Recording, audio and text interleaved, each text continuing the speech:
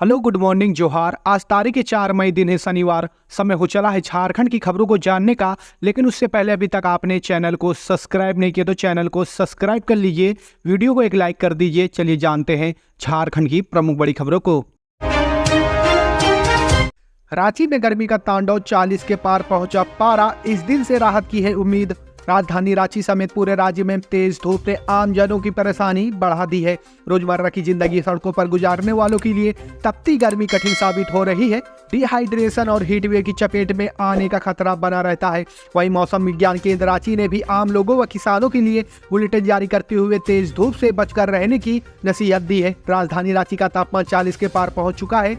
बताया गया कि रांची में 4 मई को यानी कि आज तेज धूप के साथ साथ तपती गर्मी का असर देखने को मिलेगा। इसके बाद 5 और 8 मई को राजधानी व आसपास के जिलों में आंशिक बादल छाए रहेंगे और मौसम शुष्क बना रहेगा। मौसम विज्ञान केंद्र रांची ने रांची सहित अन्य जिलों के लिए येलो व ऑरेंज अलर्ट जारी किया है। मौसम वैज्ञानिक अभिषेक आनंद ने कहा कि 4 मई को सरायकेला, खरसावां, पूर्वी सिंहभूम, पाकुड़ और गोड्डा जिले में कहीं कहीं हीट वेव का असर देखने को मिलेगा। इसे लेकर ऑरेंज अलर्ट जारी किया गया है, जबकि पश्चिम सिंहभूम, बोकारो, धनबाद, जामताड़ा, देवघर और दुमका में भी हीट वेव रहेगा और इन जिलों के लिए येलो अलर्ट जारी किया गया है। हेमंत सोरेन को झारखंड हाईकोर्ट से बड़ा झटका, गिरफ्तारी के खिलाफ दायर याचिका खारिज। झारखंड हाईकोर्ट ने पूर्व मुख्यमंत्री हेमंत सोरेन की गिरफ्तारी के खिलाफ दायर याचिका को खारिज कर दिया है। हाईकोर्ट ने शुक्रवार को यह फैसला सुनाया है। हाईकोर्ट के इस फैसले से हेमंत सोरेन को बड़ा झटका लगा है। करीब 66 दिन बाद कल शुक्रवार को कोर्ट ने अपना फैसला सुनाया। इससे पहले गुरुवार को रांची स्थित पीएमएलए की विशेष कोर्ट ने पूर्व मुख्यमंत्री हेमंत सोरेन की न्यायिक हिरासत 14 दिनों के लिए बढ़ा दी है। अब 16 मई तक हेमंत सोरेन को रांची के होटवार स्थित बिरसा मुंडा केंद्रीय जेल में ही रहना होगा। जमीन घोटाले से जुड़े मनी लॉन्ड्रिंग केस में पूर्व मुख्यमंत्री हेमंत सोरेन की गुरुवार को वीडियो कॉन्फ्रेंसिंग के माध्यम से अदालत में पेशी हुई थी, जिस पर कोर्ट ने फैसला सुनाते हुए उनकी न्यायिक हिरासत की अवधि बढ़ा दिया। सरना धर्म कोड नहीं तो बीजेपी को वोट नहीं, अजय तिर्की। सरना समिति के केंद्रीय अध्यक्ष अजय तिर्की ने प्रधानमंत्री नरेंद्र मोदी के झारखंड दौरे पर कहा कि झारखंड में आदिवासियों की कई समस्याएं हैं, जिनकी मांग सालों से आदिवासी करते रहे हैं, लेकिन आदिवासी की समस्या का हल निकालने में केंद्र सरकार विफल रही। नरेंद्र मोदी ने 2019 के लोकसभा चुनाव में आदिवासियों से वादा किया था कि अगर वह दोबारा सत्ता में आए तो सरना कोड देश में लागू करेंगे, लेकिन सिर्फ आदिवासियों को वोट लेने के लिए झूठ बोलकर वोट लेकर 12 सीटें जीते, लेकिन सरना धर्म कोड लागू करने में विफल साबित हुए। आगे अजय तिर्की ने कहा कि पेशा कानून सीएनटी एक्ट से छेड़छाड़, आदिवासियों के पलायन पर रोक नहीं लगाई जा सकी है। जंगलों को उजाड़कर उद्योगपतियों को सौंपने का काम किया जा रहा है, जो आदिवासी समाज बर्दाश्त नहीं करेगा। 400 से अधिक सालों से रह रहे आदिवासी जंगल कटने से बेघर हो रहे हैं। अजय तिर्की ने आगे कहा कि मध्य प्रदेश में पेशाब कांड, मणिपुर में आदिवासी महिलाओं को निर्वस्त्र कर घुमाना, एक आदिवासी मुख्यमंत्री को जेल में डालना जैसे मामलों को झारखंड के आदिवासी नहीं भूल सकेंगे। प्रधानमंत्री नरेंद्र मोदी का झारखंड दौरा सफल नहीं होगा। आदिवासी इस बार उनके बहकावे में नहीं आने वाले हैं। प्रधानमंत्री मोदी 4 मई को यानी कि आज झारखंड के सिसई में चुनावी जनसभा को करेंगे संबोधित। प्रधानमंत्री नरेंद्र मोदी शनिवार को आज सिसई के कॉलेज रोड स्थित सिलेया टोंगरी कुलकेरी मोड़ के समीप मैदान में एक चुनावी जनसभा को संबोधित करेंगे। इस जनसभा में लोहरदगा और खूंटी संसदीय निर्वाचन क्षेत्र के भाजपा कार्यकर्ताओं व आम नागरिकों का महाजुटान होगा। मोदी भाजपा प्रत्याशी समीर उरांव के समर्थन में मतदाताओं से वोट मांगेंगे। जानकारी के अनुसार प्रधानमंत्री नरेंद्र मोदी दोपहर 12 बजे पलामू से हेलीकॉप्टर से सिसई के सभा स्थल पहुंचेंगे। यहाँ करीब 2 घंटे सभा को संबोधित करने के बाद बिहार के दरभंगा के लिए प्रस्थान कर जाएंगे। इसके लिए मंच और पंडाल का निर्माण हो चुका है। सभा स्थल के ठीक बगल में 3 हेलीपैड बनाए गए हैं। कार्यक्रम स्थल पर 3 पंडाल लगाए गए हैं, जिनमें एक मुख्य पंडाल और 2 पंडाल उसके करीब लगे हैं। उल्लेखनीय है कि आजादी के बाद देश के किसी प्रधानमंत्री का सिसई में पहली बार आगमन होगा। उनके आगमन पर भाजपा कार्यकर्ताओं और क्षेत्र की जनता में खासा उत्साह है। जेबीकेएसएस के अध्यक्ष जयराम महतो को बोकारो प्रशासन ने भेजा नोटिस। 7 मई को बुलाया। जिला प्रशासन ने झारखंडी भाषा खतियान संघर्ष समिति के अध्यक्ष और गिरिडीह लोकसभा क्षेत्र के उम्मीदवार जयराम महतो को अब नोटिस भेजा है। नोटिस निर्वाचन शाखा ने जारी किया है। नोटिस में कहा गया कि आपके नाम निर्देशन पत्र में प्रस्तावकों में से सभी का हस्ताक्षर संदेहास्पद लग रहा है, जिसका सत्यापन निर्वाचन पदाधिकारी को करना आवश्यक है। नोटिस में कहा गया कि इस संबंध में आपको अवगत कराने के लिए बोकारो निर्वाचन शाखा ने आपको 2 मई को 2 बार फोन भी किया, लेकिन आपने फोन नहीं रिसीव किया। आपको इस बात की सूचना देने के लिए आपके घर नोटिस भेजा गया है। साथ ही 4 दैनिक अखबारों में नोटिस प्रकाशित किया गया है। आप 7 मई को सुबह 11 बजे बोकारो निर्वाचन पदाधिकारी के पास उपस्थित हो। ग्रेजुएशन पास के लिए 80,000 रुपए महीने की नौकरी तुरंत कर दे अप्लाई। अगर आप ग्रेजुएशन पास हैं और सरकारी नौकरी की तलाश में है तो आपके लिए बेहतरीन मौका है। झारखंड हाईकोर्ट में सहायक क्लर्क के पदों पर नौकरियां निकली है। बता दें कि अगर आप इन पदों के लिए अप्लाई करना चाहते हैं तो 9 मई तक अप्लाई कर दे, वरना इसके बाद आवेदन नहीं कर पाएंगे। आवेदन से पहले झारखंड हाईकोर्ट की आधिकारिक वेबसाइट jharkhandhighcourt.nic.in पर जाकर पूरी डिटेल चेक कर लें। झारखंड हाईकोर्ट ने लगभग 410 पदों पर नौकरियां निकाली है। इन पदों पर आवेदन करने के लिए सबसे अनिवार्य शर्त यह है कि आवेदन करने वाले उम्मीदवार के पास किसी भी मान्यता प्राप्त यूनिवर्सिटी से ग्रेजुएशन की डिग्री होनी चाहिए। साथ ही अभ्यर्थी की उम्र 21 से 35 वर्ष के बीच होनी चाहिए। हालांकि आरक्षित वर्ग के उम्मीदवारों को नियमानुसार आयु सीमा में छूट भी दी जाएगी। झारखंड हाईकोर्ट के इन पदों पर आवेदन करने के लिए अभ्यर्थी को शुल्क देना होगा। जनरल कैटेगरी और आर्थिक रूप से कमजोर वर्ग के अभ्यर्थियों को 500 रुपए का परीक्षा शुल्क देना होगा। वहीं SC/ST वर्ग के उम्मीदवारों को 125 रुपए फीस निर्धारित की गई है।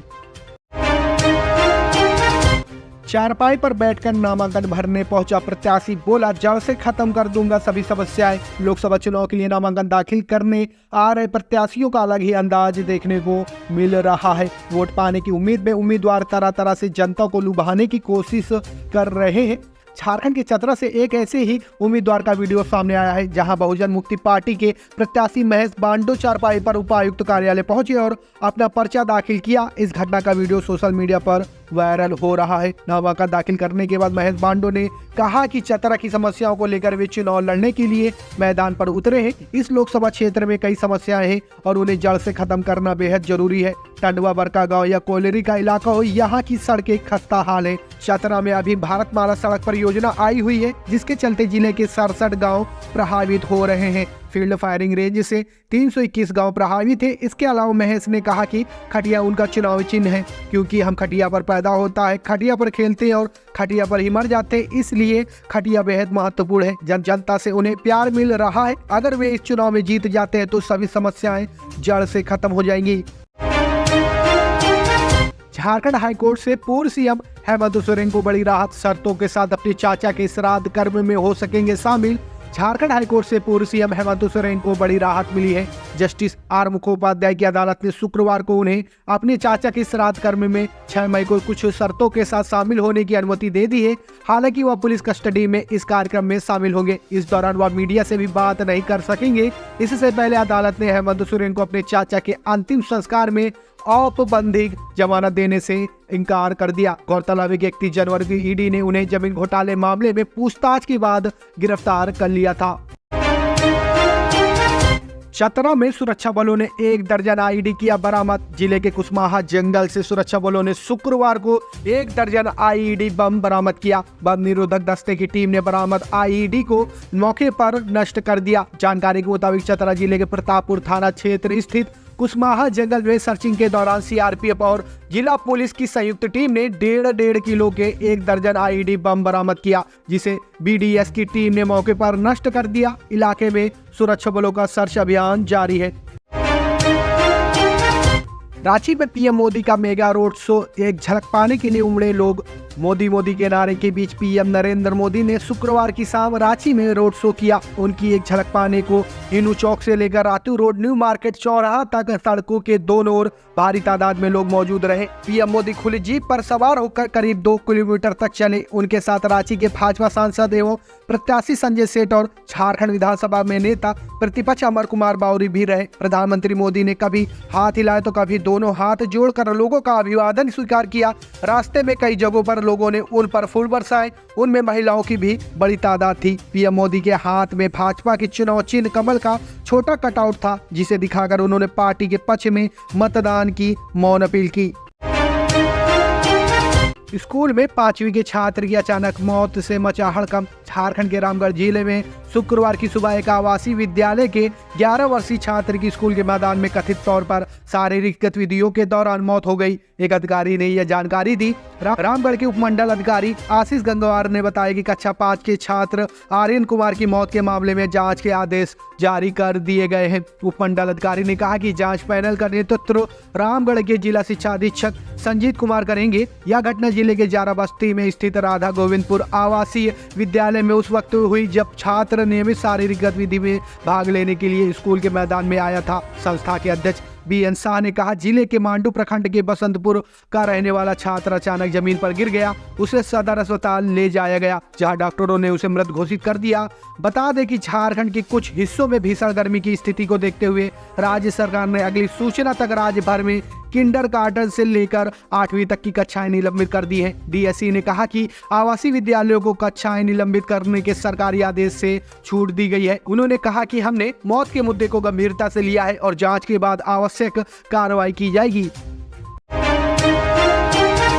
हथियार से लैस अपराधियों ने CCL कर्मी के घर में घुसकर की लूटपाट। जिले में पुलिस अपराधियों के खिलाफ लगातार अभियान चला रही है, लेकिन अपराधी भी पुलिस को लगातार चुनौती दे रहे हैं। जिले के बेस्टो बोकारो OP क्षेत्र में हथियारबंद अपराधियों ने एक घर में घुसकर लूटपाट की। क्षेत्र के बड़का गांव में अपराधियों ने डकैती की घटना को अंजाम दिया है। अपराधियों ने आधी रात को आवास में घुसकर अकेले सो रही महिला को बंधक बनाकर लूटपाट की। बेस्ट बोकारो OP प्रभारी सदानंद कुमार ने बताया कि घटना की सूचना मिलते ही पुलिस तत्काल घटनास्थल पर पहुंची और मामले की तफ्तीश में जुट गई। पीड़ित महिला ने अपराधियों से जुड़े कुछ सुराग पुलिस को दिए हैं। पुलिस कुछ लोगों को हिरासत में लेकर पूछताछ भी कर रही है। पुलिस का दावा है कि जल्द ही घटना का उद्भेदन कर दिया जाएगा।